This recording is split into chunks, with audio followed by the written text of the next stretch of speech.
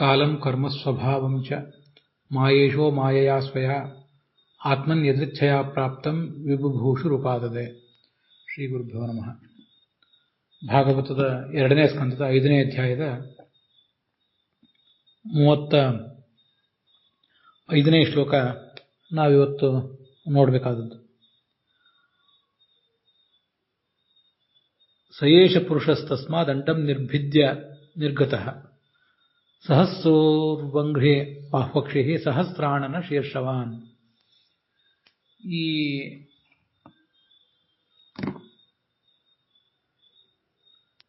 ಚತುರ್ಮುಖ ಬ್ರಹ್ಮ ನಾರದನಿಗೆ ಹೇಳ್ತಾ ಇದ್ದಾನೆ, ನಾವಿಬ್ಬರೂ ಕೂಡ, ನಾನು ಮತ್ತು ಭಗವಂತ ಇಬ್ಬರೂ ಕೂಡ ಬ್ರಹ್ಮಾಂಡದಲ್ಲೆಲ್ಲ ವ್ಯಾಪಿಸಿಕೊಂಡೆವು ಮತ್ತೆ ವ್ಯಕ್ತರಾದೆವು.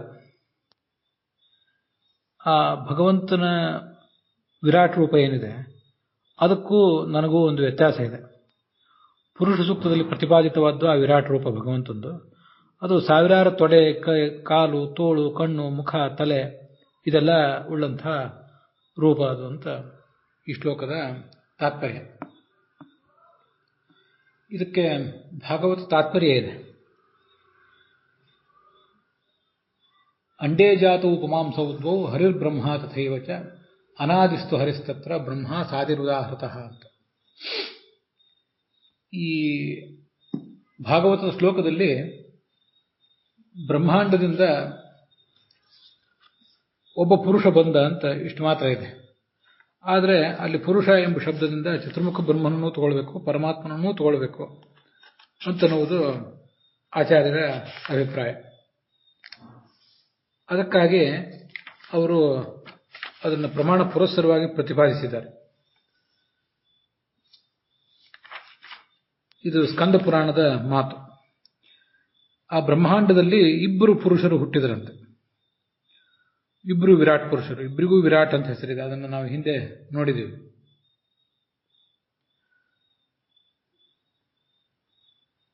ಒಬ್ಬ ಹರಿ ಮತ್ತೊಬ್ಬ ಬ್ರಹ್ಮ. ಹರಿ ಅನಾದಿ, ಅವನಿಗೆ ಹುಟ್ಟಿಲ್ಲ, ಅವನನ್ನು ಹುಟ್ಟಿಸುವವನು ಕೂಡ ಇಲ್ಲ.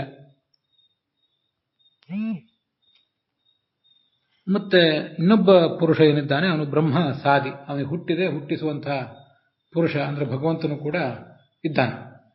ಹೀಗೆ ಅವರಿಬ್ಬರಿಗೂ ವ್ಯತ್ಯಾಸ ಇದೆ. ಆದ್ದರಿಂದ ಭಾಗವತದಲ್ಲಿ ಸಯೇಷ ಪುರುಷ ಅಂತ ಏಕವಚನ ಬಂದಿದ್ರು ಕೂಡ ಅದನ್ನು ನಾವು ಇಬ್ಬರು ಪುರುಷರಿಗೆ ಅನ್ವಯಿಸಿ ತಿಳ್ಕೊಳ್ಬೇಕಾಗ್ತದೆ. ಇದಕ್ಕೆ ವಿಜಯಧ್ವಜರು ಮೊದಲಾದವರು ಏನು ಅರ್ಥ ಹೇಳ್ತಾರೆ ಅಂತ ಅನ್ನೋದನ್ನು ನೋಡೋಣ.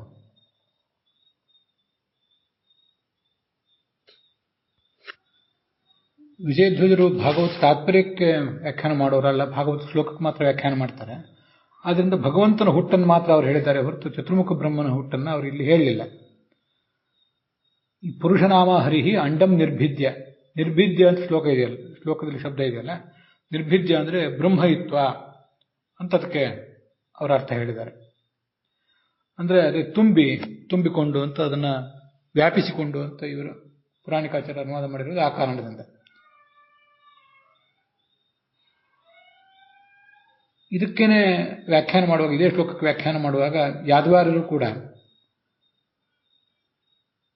ನಿರ್ಭಿದ್ಯ ಅಂದ್ರೆ ಬ್ರಹ್ಮಯಿತ್ವ, ವ್ಯಾಪಿಸಿ ಅಂತಾನೆ ಅರ್ಥ ಮಾಡಿದ್ದಾರೆ. ನಿರ್ಗತಃ ಅಂದ್ರೆ ಪ್ರಾದುರಭೂತ್, ಅವನು ಪ್ರಕಾಶಿಸಿದ ಅಂತ ಹೀಗಾದರ ಅಭಿಪ್ರಾಯ ಹೇಳ್ತಾರೆ. ಆದರೆ ಮೂಲತಃ ನಿರ್ಭಿದ್ಯ ಅನ್ನೋ ಶಬ್ದಕ್ಕೆ ಉಪಸರ್ಗಪೂರ್ವಕ ಭಿದ ಧಾತುವನ್ನು ಪ್ರಯೋಗ ಮಾಡಿದರೆ ಅದಕ್ಕೆ ಸೀಳಿಕೊಂಡು ಹೊರಗೆ ಬರುವುದು ಅಂತ ಅರ್ಥ ಆಗ್ತದೆ. ಇವರು ಅದನ್ನು ವ್ಯಾಪಿಸಿಕೊಂಡು ಅಂತ ಅರ್ಥ ಮಾಡಿರುವುದು ಯಾಕೋ ನನಗೆ ಅಷ್ಟು ಸಮಾಧಾನ ಕೊಡಲಿಲ್ಲ. ಗೋವಿಂದಾಚಾರ್ಯರು ಕೂಡ ನಿರ್ಭಿದ್ಯ, ಸೀಳಿಕೊಂಡು ಹೊರಗೆ ಬಂದರು, ಇವರಿಬ್ಬರೂ ಕೂಡ ಚತುರ್ಮುಖ ಬ್ರಹ್ಮ ಮತ್ತು ಪರಮಾತ್ಮ ಅಂತಲೇ ಅರ್ಥ ಮಾಡಿದ್ದಾರೆ.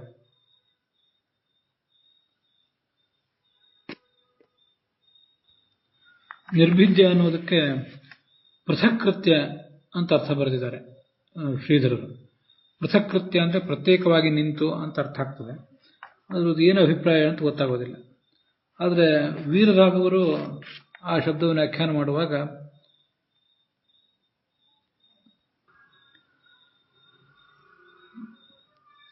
ಸ ಏವ ಪುರುಷಃ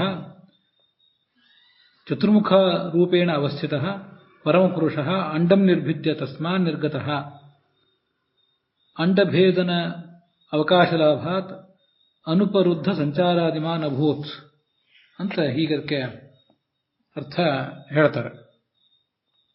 ಅದರಿಂದ ನಿರ್ಭಿದ್ಯ ಅನ್ನೋದಕ್ಕೆ ಸೀಳಿಕೊಂಡು ಅಂತ ಅವರ ತಾತ್ಪರ್ಯ ಇದ್ದಂತೆ ಕಾಣಿಸ್ತದೆ. ಅಂಡಭೇದನ ಅವಕಾಶ ಲಾಭಾತ್, ಅಂಡವನ್ನು ಸೀಳಿಕೊಂಡು ಹೊರಗೆ ಬರುವ ಅವಕಾಶ ಸಿಕ್ಕಿದ್ದರಿಂದ ಅವನಿಗೆ ಅವನ ಸಂಚಾರಕ್ಕೆ ಅವನ ವಿಹಾರಕ್ಕೆ ಯಾವುದೇ ತೊಂದರೆ ಇರಲಿಲ್ಲ ಅಂತ ಅವರ ತಾತ್ಪರ್ಯ ಆಗ್ತದೆ. ಆಚಾರ್ಯರು ಇಲ್ಲಿ ಚತುರ್ಮುಖ ಬ್ರಹ್ಮನೂ ಹುಟ್ಟಿದ ಹಾಗೆ ಪರಮಾತ್ಮನೂ ಹುಟ್ಟಿದ ಅಂತ ಅರ್ಥ ಮಾಡಿದ್ದಾರೆ. ವೀರರಾಘವರು ಚತುರ್ಮುಖ ಬ್ರಹ್ಮನ ರೂಪದಲ್ಲಿದ್ದಂಥ ಈ ಭಗವಂತ ಅಂತ ಹೀಗೆ ಅರ್ಥ ಮಾಡಿದ್ದಾರೆ. ಶ್ರೀಧರರು ಅದನ್ನು ಹೆಚ್ಚು ಸ್ಪಷ್ಟವಾಗಿ ವ್ಯಾಖ್ಯಾನ ಮಾಡಿಲ್ಲ. ಅದಕ್ಕೆ ಕಾರಣ ನಾನು ಆವಾಗಲೇ ಹೇಳಿದ್ದೆ.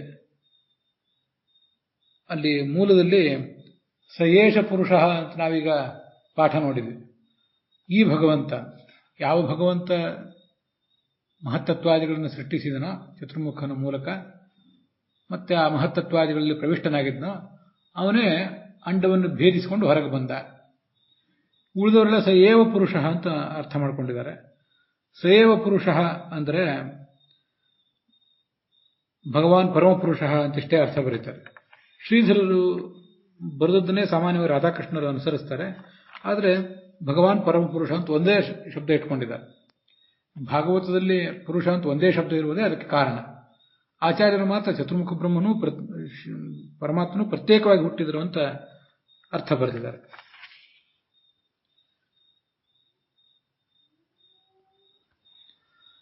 ಇಲ್ಲಿ ಈ ಹಿಂದಿನ ಶ್ಲೋಕ ಏನು 34ನೇ ಶ್ಲೋಕ ಇದೆ, ಅದನ್ನು ಒಂದಿಷ್ಟು ನಾವು ಪರಾಮರ್ಶೆಗೆ ತಗೋಬೇಕು.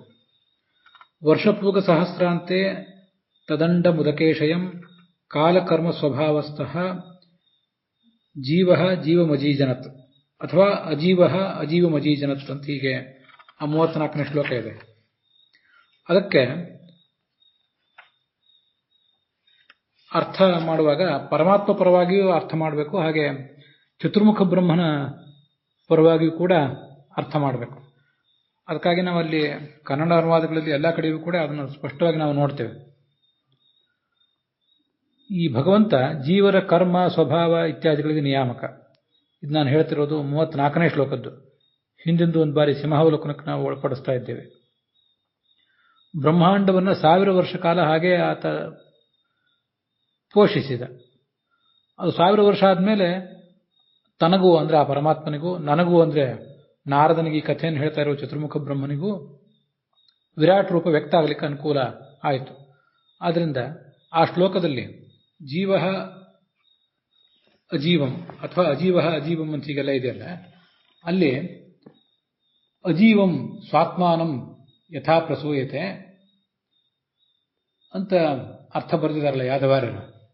ಅಜೀವ ಅಂದರೆ ಪರಮಾತ್ಮ, ಈ ಸಂಸಾರಿ ಜೀವನಿಗಿಂತ ಭಿನ್ನನಾದ ಪರಮಾತ್ಮ. ಅವನ ಹುಟ್ಟಿಗೆ ಅದು ಕಾರಣ ಆಗುವಂತೆ ಅದನ್ನು ಪೋಷಿಸಿದ. ತಾನು ಅದರಲ್ಲಿ ಅಭಿವ್ಯಕ್ತನಾಗಲಿಕ್ಕೆ ಬೇಕಾದ ಅವಕಾಶ ಇರುವಂತೆ ಅದನ್ನು ಪೋಷಿಸಿದ. ಆಮೇಲೆ ಮುಂದೆ ಅವನು ಪರಮಾತ್ಮ ವ್ಯಕ್ತನಾದ ಅಂತಿದೆಯಲ್ಲ, ಹಾಗೆ ಅದನ್ನು ಚತುರ್ಮುಖ ಬ್ರಹ್ಮನ ಪರವಾಗಿಯೂ ವ್ಯಾಖ್ಯಾನ ಮಾಡಬೇಕು. ಭಾಗವತ ತಾತ್ಪರ್ಯಕ್ಕೆ ವ್ಯಾಖ್ಯಾನ ಮಾಡಿದ ಪ್ರಬೋಧಿನಿ ವ್ಯಾಖ್ಯಾನಕಾರರು ಹಾಗೆ ಹೇಳಿದ್ದಾರೆ.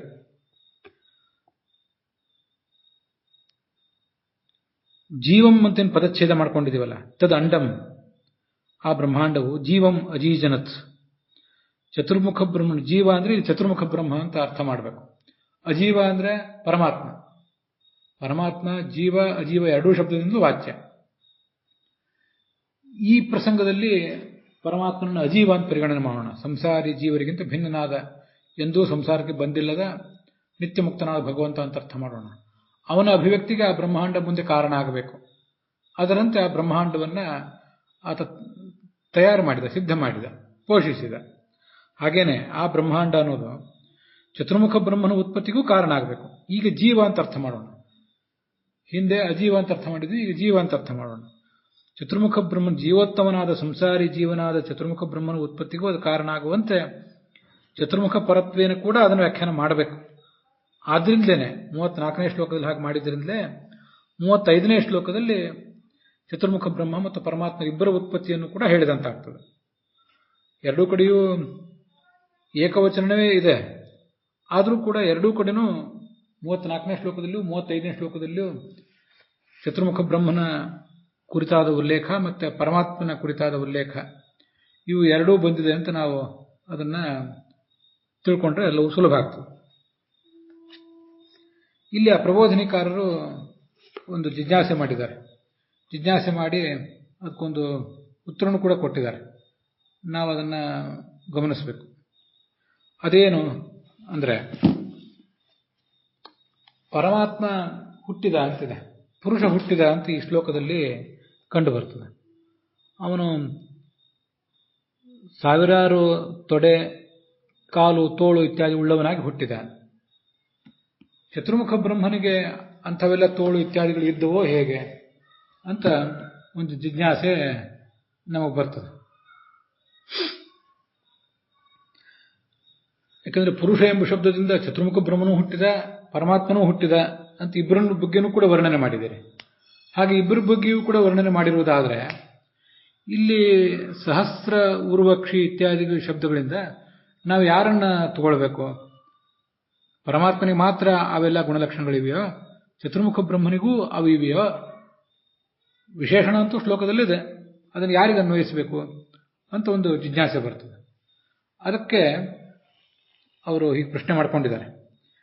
ಒಂದು ವೇಳೆ ಪುರುಷ ಶಬ್ದದಿಂದ ಪರಮಾತ್ಮನನ್ನು ತಗೊಳ್ಳುವಂತೆ ಚತುರ್ಮುಖ ಬ್ರಹ್ಮನನ್ನೂ ತಗೊಳ್ಳುವುದಾದರೆ ಸಹಸ್ರ ಊರ್ವಂಗ್ರಿ ಇತ್ಯಾದಿ ಶಬ್ದಗಳನ್ನು ಆ ಚತುರ್ಮುಖ ಬ್ರಹ್ಮನಿಗೂ ಅನ್ವಯಿಸಬೇಕಾಗ್ತದೆ. ಅವನು ಕೂಡ ಸಹಸ್ರಾಕ್ಷ ಇತ್ಯಾದಿ ವಿಶೇಷಣ ಉಳ್ಳವನಾಗಬೇಕಾಗ್ತದೆ. ಆದ್ದರಿಂದ ಸಹಸ್ರ ಶೀರ್ಷ ಪುರುಷ ಸಹಸ್ರಾಕ್ಷ ಸಹಸ್ರಪಾತ್ ಅನ್ನುವ ಪುರುಷ ಸೂಕ್ತದಿಂದ ಅವನು ಕೂಡ ಪ್ರತಿಪಾದ್ಯನಾಗಬೇಕಾಗ್ತದೆ. ಆದ್ದರಿಂದ ಚತುರ್ಮುಖ ಬ್ರಹ್ಮ ಪುರುಷ ಸೂಕ್ತ ಪ್ರತಿಪಾದ್ಯ, ಅವನಿಗೂ ಸಾವಿರಾರು ತಲೆಗಳಿವೆ ಅಂತನ್ನುವುದನ್ನು ಒಪ್ಪುವುದು ಉಚಿತ ಅಲ್ವಲ್ಲ. ಆದ್ದರಿಂದ ಇಲ್ಲಿ ಪುರುಷ ಅಂದರೆ ಪರಮಾತ್ಮ ಪರವಾಗಿ ಮಾತ್ರ ಅರ್ಥ ಮಾಡಬೇಕು. ಚತುರ್ಮುಖ ಪರವಾಗಿ ಯಾಕೆ ಅರ್ಥ ಮಾಡ್ತೀರಿ? ಅರ್ಥ ಮಾಡುವುದೇ ಸರಿಯಲ್ಲ ಅದು. ಇತ್ತೀಚೆನ ಅವ್ರು ಹೇಳ್ತಾರೆ, ಪುರುಷ ಸೂಕ್ತ ಪ್ರತಿಪಾದ್ಯ ಭಗವಂತ ಮಾತ್ರ ಅನ್ನೋದ್ರ ಬಗ್ಗೆ ವಿವಾದ ಇಲ್ಲ. ತಸ್ಮಿನ್ ಕಾಲೇ ಮಹಾರಾಜ ರಾಮ ಏವಾಭಿಧೀಯತೆ ಯಥಾ ಹಿ ಪೌರುಷೇ ಸೂಕ್ತೆ ವಿಷ್ಣುರೇವಾಭಿಧೀಯತೆ ಅಂತ ಬ್ರಹ್ಮಸೂತ್ರ ಭಾಷ್ಯದಲ್ಲಿ ಆಚಾರ್ಯರು ಒಂದು ಪ್ರಮಾಣ ಹೇಳಿದ್ದಾರೆ. ವಿಷ್ಣುವಿಗೆ ಮಾತ್ರ ಅದು ಅಭಿದಾಯಕ ಅಂತ, ನಿರವಕಾಶ ಪ್ರಮಾಣ. ಅದಕ್ಕೆ ಬೇರೆ ಏನು ಅರ್ಥ ಮಾಡಲಿಕ್ಕೆ ಸಾಧ್ಯ ಇಲ್ಲ. ಪರಮಾತ್ಮನಿಗೆ ಮಾತ್ರ ಪುರುಷ ಸೂಕ್ತ ಪ್ರತಿಪಾದ್ಯತ್ವ ಇರೋದು. ಆದ್ದರಿಂದ ಚತುರ್ಮುಖ ಬ್ರಹ್ಮ ಪುರುಷ ಸೂಕ್ತದಿಂದ ಪ್ರತಿಪಾದ್ಯ ಅಲ್ಲ ಅಂತನ್ನೋದು ನಿಶ್ಚಿತ ಆಗೋಯ್ತು. ಆ ಒಂದು ಪ್ರಶ್ನೆಗೆ ಅವಕಾಶವೇ ಇಲ್ಲ. ಹಾಗಾದರೆ ಅವನಿಗೆ ಈ ಸಹಸ್ರಪಾದ ಇತ್ಯಾದಿಗಳು ಬರ್ತಾವ ಅಂತ ಇನ್ನು ಮುಂದಿನ ಪ್ರಶ್ನೆ ಬರ್ತದೆ. ಅದಕ್ಕೆ ಅವರು ಹೇಳ್ತಾರೆ, ಬ್ರಹ್ಮಾಂಡ ವಿಗ್ರಹಸ್ಯ ಅಸ್ಯ ಅಮುಖ್ಯ ಸಹಸ್ರ ಉರ್ವಂಗ್ರಿತ್ವಾದ್ಯಂಗೀಕಾರೇ ಬಾಧಕಾಭಾವಾತ್ ಅತಃ ಪುರುಷಪದೇನ ವಿರಿಂಚ ಗ್ರಹಣಂ ಯುಕ್ತಂ ಅಂತ ಸಮಾಧಾನ ಹೇಳಿದ್ದಾರೆ. ಮುಖ್ಯವಾಗಿ ಸಾವಿರಾರು ತಲೆ, ಸಾವಿರಾರು ಕಾಲು, ತೋಳು ಇತ್ಯಾದಿಗಳು ಇರುವುದು, ಆ ಲಕ್ಷಣ ಇರುವುದು ಪರಮಾತ್ಮನಿಗೆ ಮಾತ್ರ. ಅದು ಚತುರ್ಮುಖ ಬ್ರಹ್ಮನಿಗಿಲ್ಲ. ಮುಖ್ಯವಾದ ಲಕ್ಷಣ ಒಂದೇ ಅದು. ಆದರೆ ಈ ಚತುರ್ಮುಖ ಬ್ರಹ್ಮನಿಗೂ ಕೂಡ ಅಮುಖ್ಯವಾಗಿ ಈ ಸಾವಿರಾರು ತಲೆಗಳು ಉಳ್ಳವನಾಗಿರುವಿಕೆ, ಕೈ ಉಳ್ಳವನಾಗಿರುವಿಕೆ ಅನ್ನೋ ಲಕ್ಷಣ ಬರಬಹುದು ಅಂತಾರೆ. ಹೇಗೆ ಅಂದರೆ, ಅವನೇನು ಪುರುಷ ಸೂಕ್ತ ಪ್ರತಿಪಾದ್ಯ ಅಲ್ಲ, ಆದರೆ ಇಡೀ ಬ್ರಹ್ಮಾಂಡವೇ ಅವನದೊಂದು ವಿಗ್ರಹ. ವಿಧಿಂ ಬ್ರಹ್ಮಾಂಡ ವಿಗ್ರಹಂ. ಚತುರ್ಮುಖ ಬ್ರಹ್ಮನಿಗೆ ಇಡೀ ಬ್ರಹ್ಮಾಂಡ ಅನ್ನೋದೊಂದು ಶರೀರ. ಚತುರ್ಮುಖ ಬ್ರಹ್ಮನಿಗೆ 2 ಶರೀರಗಳು. ಪುರುಷಾಕಾರ ಇರುವಂಥ 4 ತಲೆಗಳಿರುವಂಥ, 4 ಕೈ, ಕಾಲು ಇತ್ಯಾದಿಗಳಿರುವಂಥ ಒಂದು ಶರೀರ, ಪುರುಷಾಕಾರ ಶರೀರ ಅಂತ ಅದನ್ನ ಹೇಳೋದು. ಕರಚರಣಾದಿಗಳುಳ್ಳಂಥ ಒಂದು ಶರೀರ, ಅದೊಂದು ಶರೀರ. ಅದರಂತೆ ಬ್ರಹ್ಮಾಂಡವೂ ಕೂಡ ಆತನದು ಒಂದು ಶರೀರ ಅಂತ ಎಲ್ಲ ಕಡೆ ಬಂದೇ ಇದೆ. ಆ ಬ್ರಹ್ಮಾಂಡ ಎಂಬ ವಿಗ್ರಹ ಇದೆಯಲ್ಲ, ಅದಕ್ಕೆ ಈ ಸಾವಿರಾರು ತಲೆಗಳು, ಕಾಲುಗಳು ಇತ್ಯಾದಿಗಳಿವೆ. ಈ ಸರಸ್ವತಿಪತಿಯಾದ ಸರಸ್ವತಿಯೊಂದಿಗೆ ವಿಹರಿಸುವ ಚತುರ್ಮುಖ ಬ್ರಹ್ಮನ ಶರೀರಕ್ಕೆ 4 ತಲೆ. ಆದರೆ ಬ್ರಹ್ಮಾಂಡ ಅನ್ನೋದು ಚತುರ್ಮುಖ ಬ್ರಹ್ಮನ ಒಂದು ಶರೀರ ಆದ್ದರಿಂದ ಅದಕ್ಕೆ 1000 ಕಾಲು, 1000 ತೋಳು ಇತ್ಯಾದಿಗಳು ಆಗಬಹುದು. ಯಾಕಂದರೆ ಬ್ರಹ್ಮಾಂಡವೇ ಅಷ್ಟು ವಿಶಾಲವಾಗಿರ್ತದೆ. ಆದ್ದರಿಂದ ಮುಖ್ಯ ದೃಷ್ಟಿಯಿಂದ ಅವನಿಗೂ ಕೂಡ ಸಹಸ್ರ ಅಂಗ್ರಿ ಇತ್ಯಾದಿಗಳನ್ನು ನಾವು ಒಪ್ಪಬಹುದು ಅಂತ ಅವರು ಅದನ್ನು ಬರೆದಿದ್ದಾರೆ. ಆದ್ದರಿಂದ ಇಲ್ಲಿ ಪುರುಷ ಎಂಬ ಶಬ್ದದಿಂದ ಪರಮಾತ್ಮನನ್ನೂ ತಗೊಳ್ಬೇಕು, ಚತುರ್ಮುಖ ಬ್ರಹ್ಮನನ್ನೂ ತಗೊಳ್ಬೇಕು, ಯಾವುದೇ ದೋಷ ಇಲ್ಲ ಅಂತ.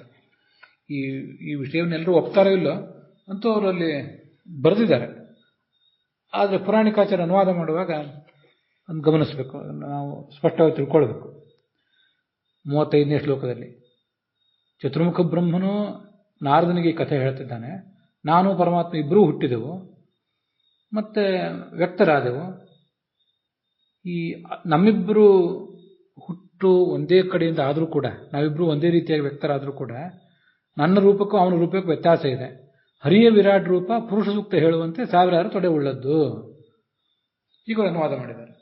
ಆದ್ದರಿಂದ ಪುರುಷ ಸೂಕ್ತ ಪ್ರತಿಪಾದ್ಯ ಚತುರ್ಮುಖ ಬ್ರಹ್ಮ ಅಲ್ಲ ಅಂದ ಮೇಲೆ ಅವನಿಗೆ ಸಾವಿರಾರು ತೊಡೆ, ಕಾಲು ಇತ್ಯಾದಿಗಳು ಇಲ್ಲ ಅಂತ ಅದರ ಅಭಿಪ್ರಾಯ ಕಾಣಿಸ್ತದೆ. ಅಂತೂ ವ್ಯಾಖ್ಯಾನಕಾರರು ಒಬ್ಬೊಬ್ಬರು ಒಂದೊಂದು ರೀತಿಯಾಗಿ ಮಾಡಿದ್ದಾರೆ ಅಂತ ಅನ್ನೋದನ್ನ ನಾನು ಹೇಳಿದೆ ಅಷ್ಟೆ. ಯಾದವಾರ್ಯರ ದೃಷ್ಟಿಯಲ್ಲೂ ಕೂಡ ಈ ಎಲ್ಲ ಲಕ್ಷಣಗಳಿರೋದು ಚತುರ್ಮುಖ ಬ್ರಹ್ಮನಿಗಲ್ಲ, ಅದು ಪರಮಾತ್ಮನಿಗೆ ಮಾತ್ರ ಅಂತಲೇ ಅವ್ರದ್ದು ತಾತ್ಪರ್ಯ ಕಾಣಿಸ್ತದೆ. ಒಬ್ಬರು ಪ್ರಬೋಧನೆಕಾರರು ಮಾತ್ರ ಭಾಗವತ ತಾತ್ಪರ್ಯದಲ್ಲಿ ಹಾಗೆ ವ್ಯಾಖ್ಯಾನ ಮಾಡಿದ್ದಾರೆ. ಇಷ್ಟೆಲ್ಲ ಸಮಸ್ಯೆಗಳಿರೋದ್ರಿಂದ ವೀರರಾಘವರು ಪರಮಾತ್ಮ ಚತುರ್ಮುಖ ಬ್ರಹ್ಮನ ಶರೀರದ ರೂಪದಿಂದ ವ್ಯಕ್ತನಾದ ಅಂತ ವ್ಯಾಖ್ಯಾನ ಮಾಡಿರೋದು. ಆ ವೀರರಾಘವರ ದೃಷ್ಟಿಯಲ್ಲಿ ಚತುರ್ಮುಖ ಬ್ರಹ್ಮನ ಶರೀರವುಳ್ಳಂತಹ ಆ ಪರಮಾತ್ಮನೇ ಸಹಸ್ರ ಶೀರ್ಷ ಪುರುಷ ಇತ್ಯಾದಿ ಪುರುಷ ಸೂಕ್ತ ವರ್ಣನೆ ಮಾಡಿರುವಂತೆ ಸಾವಿರಾರು ತಲೆ, ಕಾಲು ಇತ್ಯಾದಿಗಳುಳ್ಳವನು ಅಂತ ಅರ್ಥ ಮಾಡಿದ್ದಾರೆ. ಅಂತೂ ವೀರರಾಘವರ ದೃಷ್ಟಿಯಿಂದಲೂ ಕೂಡ ಚತುರ್ಮುಖ ಬ್ರಹ್ಮನಿಗೂ ಸಾವಿರಾರು ತಲೆಗಳಿವೆ ಅಂತ ಹೇಳಿದಂತೆ ಆಗ್ತದೆ. ಅಂತೂ ಅದೊಂದು ವಿಚಿತ್ರವಾದ ಪ್ರಮೇಯ. ಆದರೂ ನಾವು ಸ್ಪಷ್ಟೀಕರಣದ ದೃಷ್ಟಿಯಿಂದ ಪುರುಷ ಎಂಬ ಶಬ್ದದಿಂದ ಯಾರು ಹುಟ್ಟಿದ್ರು, ಯಾರಿಗೆ ಎಷ್ಟೆಷ್ಟು ಕಾಲಗಳಿದ್ದವು ಅಂತ ಅನ್ನೋದನ್ನು ಸ್ಪಷ್ಟ ಮಾಡಿಕೊಳ್ಳುವಾಗ ಆ ಬ್ರಹ್ಮಾಂಡವನ್ನು ಭೇದಿಸಿ ಹುಟ್ಟಿದವರು ಚತುರ್ಮುಖ ಬ್ರಹ್ಮ ಮತ್ತು ವಿಷ್ಣು ಇಬ್ಬರೂ ಹೌದು, ಅದ್ರ ಬಗ್ಗೆ ವಿವಾದ ಇಲ್ಲ. ಪುರುಷ ಶಬ್ದದಿಂದ ಇಬ್ಬರೂ ವಾಚ್ಯರೂ ಹೌದು. ಆದರೆ ಪುರುಷ ಸೂಕ್ತದಿಂದ ಪ್ರತಿಪಾದ್ಯನಾದವನು ಭಗವಂತ ಮಾತ್ರ, ಮತ್ತು ಸಹಸ್ರ ಪಾದ ಇತ್ಯಾದಿ ಒಂದು ಲಕ್ಷಣ ಏನಿದೆ ಅದು ಕೂಡ ಪರಮಾತ್ಮನಿಗೆ ಮಾತ್ರ ಇದೆ ಹೊರತು ಚತುರ್ಮುಖ ಬ್ರಹ್ಮನಿಗೆ ಅದು ಇಲ್ಲ ಅಂತ ಹೇಳುವುದು ಉಚಿತವಾಗಿ ಕಾಣಿಸ್ತದೆ. ಮುಖ್ಯವೋ ಅಮುಖ್ಯವೋ ಆಮೇಲೆ, ಅಂತೂ ಅವು ಇರುವುದು ಭಗವಂತನಿಗೆ ಮಾತ್ರ ಆ ಲಕ್ಷಣಗಳು, ಚತುರ್ಮುಖ ಬ್ರಹ್ಮನಿಗೆ ಇಲ್ಲ ಅಂತ ಇಷ್ಟು ತಿಳ್ಕೊಂಡ್ರೆ ಸುಲಭ ಆಗ್ತದೆ.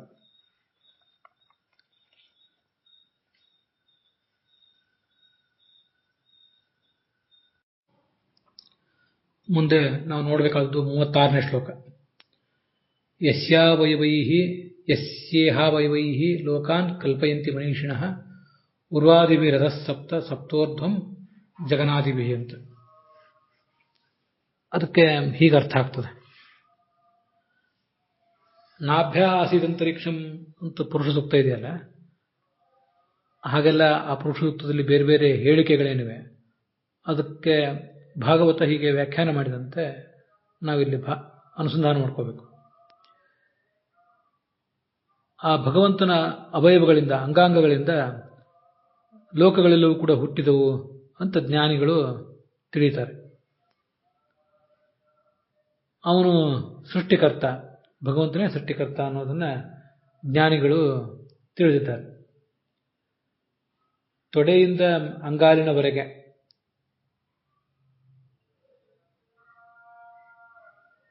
ಅತಲ ಮೊದಲಾದ 7 ಪಾತಾಳ ಲೋಕಗಳಾಗ್ತವೆ. ಸೊಂಟದಿಂದ ಮೇಲೆ ಸಪ್ತ ಊರ್ಧ್ವಂ, ಸೊಂಟದಿಂದ ಮೇಲೆ ತಲೆಯವರೆಗೆ ಭೂಮಿ ಮೊದಲಾದ 7 ಲೋಕಗಳು ಅಂತ ಒಟ್ಟಾರೆ ಪರಿಗಣನೆ.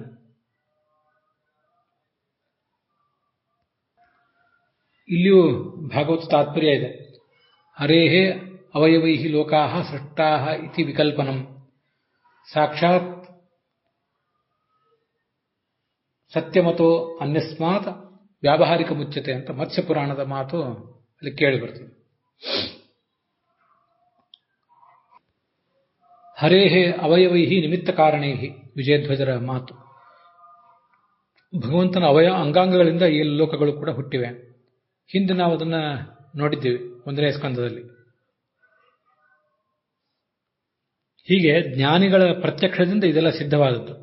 ಜ್ಞಾನಿಗಳು ತಾವು ಇದನ್ನು ಶಾಸ್ತ್ರದಲ್ಲಿ ಓದಿದ್ದಲ್ಲದೇ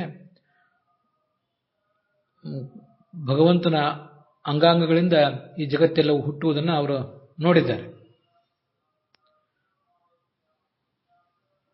ಹೀಗೆ ಭಗವಂತನಿಂದ ಆಗುವ ಸೃಷ್ಟಿ ಏನಿದೆ ಅದಕ್ಕೆ ಚತುರ್ಮುಖ ಬ್ರಹ್ಮನು ಕೂಡ ಉಪಕರಣನಾಗಿದ್ದಾನೆ. ಈ ಲೋಕಗಳೆಲ್ಲವೂ ಹುಟ್ಟುವುದು ಭಗವಂತನಿಂದಲೂ ಹೌದು, ಚತುರ್ಮುಖ ಬ್ರಹ್ಮನಿಂದಲೂ ಹೌದು. ಭಗವಂತನಿಂದ ಆ ಸೃಷ್ಟಿ ಆಗುವಾಗ ಭಗವಂತ ಅದಕ್ಕೆ ಕಾರಣನಾಗುವುದು ಮುಖ್ಯ ದೃಷ್ಟಿಯಿಂದ. ಅನ್ಯತಃ ಸೃಷ್ಟಿರ ಮುಖ್ಯ ಇತಿ ಭಾವ ವಿಜಯಧ್ವಜರು. ಚತುರ್ಮುಖ ಬ್ರಹ್ಮನಿಂದನೂ ಆ ಲೋಕಗಳು ಹುಟ್ಟುತ್ತವೆ. ಒಂದೇ ಸಂದರ್ಭದಲ್ಲಿ ಇಬ್ಬರು ಸೇರಿ ಅದನ್ನು ಹುಟ್ಟಿಸಿದ್ದಾರೆ. ಆದರೆ ಚತುರ್ಮುಖ ಬ್ರಹ್ಮ ಅದಕ್ಕೆ ಅಮುಖ್ಯ ಕಾರಣ ಅಂತ ಅದರ ತಾತ್ಪರ್ಯ. ಮುಂದೆ ಯಾದವಾರ್ಯರು ಕೂಡ ವ್ಯಾಖ್ಯಾನ ಬರೆಯುವಾಗ ಹೀಗೆ ಹೇಳ್ತಾರೆ: ಯಸ್ಯ ಇಹ ಅವಯವೈಹಿ, ಯಾವ ಪುರುಷನ ಅವಯವಗಳಿಂದ ಜಗತ್ತೆಲ್ಲವೂ ಹುಟ್ಟಿತು, ಎಲ್ಲ ಲೋಕಗಳು ಹುಟ್ಟಿತು ಅಂದಾಗ ಹಿಂದೆ ಬಂದಿರುವಂತಹ ಪರಮಾತ್ಮನನ್ನು ಚತುರ್ಮುಖ ಬ್ರಹ್ಮನನ್ನು ಇಬ್ಬರನ್ನೂ ನಾವು ತಗೊಂಡಾಗ ಇಬ್ಬರೂ ಕೂಡ ಇಬ್ಬರ ಅವಯವಗಳು ಈ ಜಗತ್ತಿಗೆ ಕಾರಣ ಅಂತ ಹೇಳಿದಾಗ ಸಮಾನವಾಗಿ ಕಾರಣರು ಅಂತ ನಮಗೊಂದು ಭ್ರಮೆ ಬರುವ ಸಾಧ್ಯತೆ ಇದೆ. ಅದಕ್ಕೆ ಅದನ್ನ ಹರೇಹೇ ಅವಯವೈಹಿ ಲೋಕಾಹ ಅಂತ ಭಾಗವತ ತಾತ್ಪರ್ಯದಿಂದ ಆಚಾರ್ಯರು ಸ್ಪಷ್ಟಪಡಿಸಿದ್ದಾರೆ. ಭಗವಂತನ ಅವಯವಗಳಿಂದ ಈ ಎಲ್ಲವೂ ಜಗತ್ತೆಲ್ಲವೂ ಹುಟ್ಟಿದೆ ಅಂತನ್ನುವುದು ಇತಿ ವಿಕಲ್ಪನಂ ಸಾಕ್ಷಾತ್ ಸತ್ಯಂ, ಇದು ಸತ್ಯವೇ ಆಗಿದೆ. ಜಗತ್ತಿನ ಸೃಷ್ಟಿ ಇದು ಭ್ರಮ ಅಲ್ಲ. ಇನ್ನು ಅನ್ಯಸ್ಮಾತ್ ವಿರಿಂಚಾತ್, ಚತುರ್ಮುಖ ಬ್ರಹ್ಮನ ಅವಯವಗಳಿಂದ ಈ ಜಗತ್ತೇನು ಹುಟ್ಟಿದೆಯಲ್ಲ ಅದು ವ್ಯಾವಹಾರಿಕ, ವ್ಯವಹಾರ ಮಾತ್ರ ಸಿದ್ಧಂ, ವ್ಯವಹಾರ ಸಿದ್ಧ. ಹಾಗೆಂದ ಮಾತ್ರಕ್ಕೆ ಅದು ಸುಳ್ಳು ಅಂತ ಅರ್ಥ ಅಲ್ಲ. ನ ಮುಖ್ಯಂ, ಚತುರ್ಮುಖ ಬ್ರಹ್ಮ ಈ ಜಗತ್ತನ್ನು ಸೃಷ್ಟಿಸುವಾಗ ಅವನ ಕಾರಣತ್ವ ಅನ್ನೋದು ಅಮುಖ್ಯ ಕಾರಣತ್ವ. ಜಗತ್ತಿನಲ್ಲಿ ಕಾರ್ಯತ್ವ ಇದೆ, ಚತುರ್ಮುಖ ಬ್ರಹ್ಮನಲ್ಲಿ ಕಾರಣತ್ವ ಇದೆ, ಪರಮಾತ್ಮನಲ್ಲೂ ಕಾರಣತ್ವ ಇದೆ. ಪರಮಾತ್ಮನಲ್ಲಿ ಮುಖ್ಯ ಕಾರಣತ್ವ, ಚತುರ್ಮುಖ ಬ್ರಹ್ಮನಲ್ಲಿ ಅಮುಖ್ಯ ಕಾರಣತ್ವ ಅಂತ ಅದರ ತಾತ್ಪರ್ಯ. ಯಾದವಾರ್ಯರ ದೃಷ್ಟಿಯಿಂದ ಈ ಭಗವಂತನ ಅವಯವಗಳು ಲೋಕಗಳ ಉತ್ಪತ್ತಿಗೆ ಕಾರಣ ಅಂದರೆ ನಿಮಿತ್ತ ಕಾರಣಗಳು ಅಂತ ಅರ್ಥ. ಚತುರ್ಮುಖ ಬ್ರಹ್ಮನ ಅವಯವಗಳು ಲೋಕಗಳಿಗೆ ಕಾರಣ ಅಂದರೆ ಉಪಾದಾನ ಕಾರಣಗಳು ಅಂತ ಅದರ ತಾತ್ಪರ್ಯ. ನಿಮಿತ್ತ ಕಾರಣ ಅಂದರೆ ಉಪಾದಾನ ಕಾರಣ ಅಂತ ಏನು ಅಂತ ನಾವು ಈ ಹಿಂದೆ ಅನೇಕ ಬಾರಿ ನೋಡಿದ್ದೀವಿ. ಮತ್ತೊಂದು ಬಾರಿ ಈಗ ಸ್ಪಷ್ಟೀಕರಣಕ್ಕಾಗಿ ಹೇಳ್ತಿದ್ದೀನಿ. ಕುಂಬಾರ ಒಂದು ಗಡಿಗೆಯನ್ನು ಸೃಷ್ಟಿ ಮಾಡುವಾಗ ಆ ಸ್ವಯಂ ಕುಂಬಾರ, ಅವನ ಕೈ ಕಾಲು, ಅವನ ಕೈಯಲ್ಲಿರುವಂತಹ ಒಂದು ಚಕ್ರ, ಇವೆಲ್ಲವೂ ಕೂಡ ಘಟದ ಉತ್ಪತ್ತಿಗೆ ನಿಮಿತ್ತ ಕಾರಣ, ಇನ್ಸ್ಟ್ರೂಮೆಂಟಲ್ ಕಾಸ್ ಅಂತಾರೆ. ಅಲ್ಲಿರುವಂತಹ ಮಣ್ಣೇನಿದೆ, ಮಣ್ಣು ಅನ್ನುವುದು ಉಪಾದಾನ ಕಾರಣ, ಅಥವಾ ಅದನ್ನೇ ಮೆಟೀರಿಯಲ್ ಕಾಸ್ ಅಂತ ಹೇಳ್ತಾರೆ. ತಾರ್ಕಿಕರು ಅದನ್ನೇ ಸಮವಾಯ ಕಾರಣ ಅಂತ ಹೇಳ್ತಾರೆ. ನಮಗದೇನು ಬೇಡ, ಉಪಾದಾನ ಕಾರಣ. ಯಾವ ವಸ್ತು ತಾನಾಗಿಯೇ ಕಾರ್ಯದ ರೂಪದಿಂದ ಬದಲಾವಣೆ ಹೊಂದುತ್ತದ ಅದನ್ನ ಉಪಾದಾನ ಕಾರಣ ಅಂತ ಹೇಳ್ತಾರೆ. ಮಣ್ಣೇ ಗಡಿಗೆ ಆಗ್ತದೆ, ಬಂಗಾರದ ಗಟ್ಟಿಯೇ ಆಭರಣ ಆಗ್ತದೆ. ಹೀಗೆ ಎಲ್ಲ ಕಡೆನೂ ಕೂಡ ಉಪಾದಾನ ಕಾರಣ ಅಂದರೆ ಮೆಟೀರಿಯಲ್ ಕಾಸ್, ವಸ್ತುವಿನ ರೂಪದಲ್ಲಿ ಕಾರ್ಯದ ರೂಪದಲ್ಲಿ ಪರಿಣಾಮ ಹೊಂದುವ ಕಾರಣವನ್ನ ಉಪಾದಾನ ಕಾರಣ ಅಂತಾರೆ. ಆದರೆ ಸ್ವಯಂ ಕುಂಬಾರನಾಗಲಿ, ಅವನ ಕೈಕಾಲುಗಳಾಗಲಿ, ಅವನ ಕೈಯಲ್ಲಿರುವ ಚಕ್ರವಾಗಲಿ, ಆ ಘಟವನ್ನು ನಿರ್ಮಾಣ ಮಾಡಲಿಕ್ಕೆ ಬೇಕಾಗಿರುವಂತಹ ಒಂದು ಚಕ್ರ ಏನಿರ್ತದೆ, ವೀಲ್, ಅದ್ಯಾವುದು ಕೂಡ ತಾನಾಗಿಯೇ ಘಟದ ರೂಪದಿಂದ ಪರಿಣಾಮ ಹೊಂದೋದಿಲ್ಲ.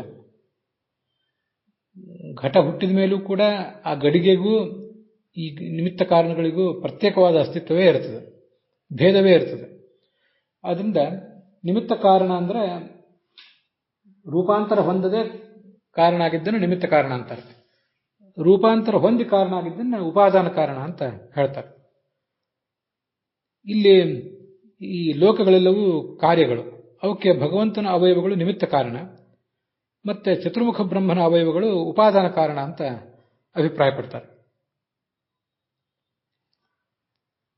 ಲೋಕ ಉಪಾದಾನತ್ವೇನ ತತ್ಸೃಷ್ಟತ್ವ ಅಭಾವಾತ್ ತೃತೀಯ ಅಮುಖ್ಯ. ಅವಯವಾಹ ಏವ ಲೋಕಾಕಾರತೆಯ ಪರಿಣತಾಹ ಭವಂತಿ. ಇದು ಯಾದವಾರ್ಯರ ವ್ಯಾಖ್ಯಾನ. ಚತುರ್ಮುಖ ಬ್ರಹ್ಮನ ಅವಯವಗಳೇ ಲೋಕದ ರೂಪದಿಂದ ಪರಿಣಾಮ ಹೊಂದಿವೆ ಅಂತ. ಇದನ್ನೇ ಪುರಾಣಿಕಾಚಾರ್ಯರು ಪರಮಾತ್ಮನ ಚಿನ್ಮಯ ಪಾದ ಪಾತಾಳದ ಸೃಷ್ಟಿಗೆ ಕರ್ತೃ. ಪಾತಾಳ ಅಂತನ್ನುವುದು ಭಗವಂತನ ಪಾದದಿಂದ ಹುಟ್ಟಿದೆ. ಭಗವಂತನ ಚಿನ್ಮಯವಾದ ಪಾದ ಅದು ಪಾತಾಳ ಸೃಷ್ಟಿಗೆ ಕೇವಲ ನಿಮಿತ್ತ ಕಾರಣ. ಆದರೆ ಬ್ರಹ್ಮನ ವಿರಾಟ್ ಶರೀರದ ಜಡವಾದ ಪಾದ ಅದು ಪಾತಾಳ ಸೃಷ್ಟಿಗೆ ಪರಿಣಾಮಿ ಕಾರಣ ಅಂತ ಹೀಗೆ ಅಭಿಪ್ರಾಯಪಟ್ಟಿದ್ದಾರೆ. ನಾನು ಕಳೆದ ದಿವಸನೇ ಅದನ್ನು ಹೇಳಿದ್ದೆ. ಬ್ರಹ್ಮನಿಗೆ 2 ಶರೀರಗಳು. ಸರಸ್ವತಿ ಪತಿಯಾಗಿರುವಂತಹ ಸರಸ್ವತಿಯೊಂದಿಗೆ ವಿಹರಿಸಲಿಕ್ಕೆ ಬೇಕಾಗಿರುವಂತಹ ಕೈ ಕಾಲು ಇತ್ಯಾದಿಗಳನ್ನು ಹೊಂದಿರುವ ಪುರುಷಾಕಾರದ ಶರೀರ ಹೊಂದಿದೆ. ಆ ಶರೀರ ಈ 7 ಲೋಕಗಳಿಗೆ 14 ಲೋಕಗಳಿಗೆ ಉಪಾದಾನ ಕಾರಣ ಅಲ್ಲ.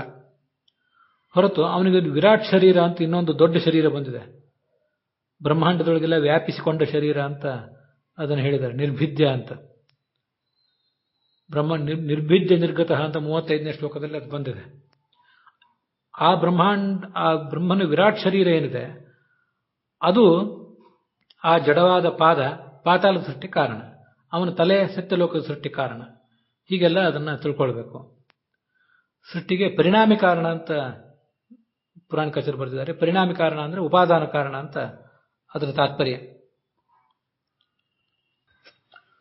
ಆದರೆ ಹೀಗೆ ಚತುರ್ಮುಖ ಬ್ರಹ್ಮನ ವಿರಾಟ್ ಶರೀರ ಅನ್ನುವುದು, ವಿರಾಟ್ ಶರೀರದ ಅವಯವಗಳು ಈ ಜಗತ್ತಿನ ಲೋಕಗಳ ಉತ್ಪತ್ತಿಗೆ ಉಪಾದಾನ ಕಾರಣ ಅಂತ ಹೇಳಿರುವುದೇನಿದೆ ಅದು ವಿಜಯಧ್ವಜರು ಇತ್ಯಾದಿಗಳು ಯಾರು ಹೇಳಲಿಲ್ಲ. ಮತ್ತೆ ಭಾಗವತಕ್ಕೆ ವ್ಯಾಖ್ಯಾನ ಮಾಡಿದಂಥ, ಭಾಗವತ ತಾತ್ಪರ್ಯಕ್ಕೆ ವ್ಯಾಖ್ಯಾನ ಮಾಡಿದಂಥ ಪ್ರಬೋಧಿನಿ, ದೀಪಿಕಾ ಇತ್ಯಾದಿ ವ್ಯಾಖ್ಯಾನಕಾರರು ಕೂಡ ಹೇಳಲಿಲ್ಲ. ಮುಖ್ಯ ಅಮುಖ್ಯ ಅಂತ ಮಾತ್ರ ಪ್ರಯೋಗ ಮಾಡಿದ್ದಾರೆ ಪ್ರಬೋಧಿನಿಕಾರರು. ವಿಜಯಧ್ವಜರು ಕೂಡ ಹಾಗೆ ಮಾಡಿದ್ದನ್ನು ನಾನು ಆವಾಗಲೇ ಹೇಳಿದ್ದೆ. ಸಾಕ್ಷಾತ್ ಸತ್ಯಂ ಅಂದರೆ ಮುಖ್ಯ ಸತ್ಯಾರ್ಥ ವಿಷಯಂ, ಇದು ಪ್ರಬೋಧಿನಿ ವ್ಯಾಖ್ಯಾನದ ಮಾತು. ಭಗವಂತನ ಕಾರಣತ್ವ ಅನ್ನೋದು ಮುಖ್ಯ. ಅನ್ಯಸ್ಮಾತ್ ವ್ಯಾವಹಾರಿಕ ಮುಖ್ಯತೆ ಅಂತ ಏನಿದೆ, ಭಗವಂತನಿಗಿಂತ ಭಿನ್ನನಾದ ಚತುರ್ಮುಖ ಬ್ರಹ್ಮನಿಂದ ಆದ ಸೃಷ್ಟಿ ಏನಿದೆ ಅದು ಅಮುಖ್ಯವಾದ ವಿಷಯ, ಅಮುಖ್ಯವಾದ ಕಾರಣತ್ವ ಇದೆ ಚತುರ್ಮುಖ ಬ್ರಹ್ಮನ ಅವಯವಗಳಲ್ಲಿ ಅಂತ ಹೀಗೆ ತಾತ್ಪರ್ಯ. ಅಂತೂ ವಿಜಯಧ್ವಜರು ಮತ್ತೆ ಉಳಿದ ವ್ಯಾಖ್ಯಾನಕಾರರು ಇವೆಲ್ಲ ವ್ಯಾಖ್ಯಾನಗಳ ಅಭಿಪ್ರಾಯ ನೋಡಿದರೆ ಚತುರ್ಮುಖ ಬ್ರಹ್ಮನ ಅವಯವಗಳಾಗಲಿ ಪರಮಾತ್ಮನ ಅವಯವಗಳಾಗಲಿ ಈ ಲೋಕಗಳಿಗೆ ನಿಮಿತ್ತ ಕಾರಣಗಳೇ ಆಗಿವೆ, ಉಪಾದಾನ ಕಾರಣ ಏನೂ ಆಗಿಲ್ಲ. ಅವು ಆ ನಿಮಿತ್ತ ಕಾರಣದಲ್ಲೇ ಒಂದು ಅಮುಖ್ಯ ಕಾರಣ ಮತ್ತೊಂದು ಮುಖ್ಯ ಕಾರಣ ಅಂತ ತಾತ್ಪರ್ಯ. ಭಗವಂತನ ಅವಯವಗಳು ಮುಖ್ಯ ಕಾರಣ, ಮುಖ್ಯ ನಿಮಿತ್ತ ಕಾರಣ. ಚತುರ್ಮುಖ ಬ್ರಹ್ಮನ ಅವಯವಗಳು ಅಮುಖ್ಯ ನಿಮಿತ್ತ ಕಾರಣ ಅಂತ ಈಗ ಅದನ್ನು ತಿಳ್ಕೊಳ್ಬೇಕು. ಅಲ್ಲಿಗೆ ಇವತ್ತಿನ ಈ ಭಾಗ ಸಮಾಪ್ತವಾಗಿದೆ. 36ನೇ ಶ್ಲೋಕ ಸಮಾಪ್ತವಾಗಿದೆ. ಮುಂದಿನ ಶ್ಲೋಕಗಳನ್ನು ಮುಂದಿನ ಭಾಗದಲ್ಲಿ ನೋಡೋಣ.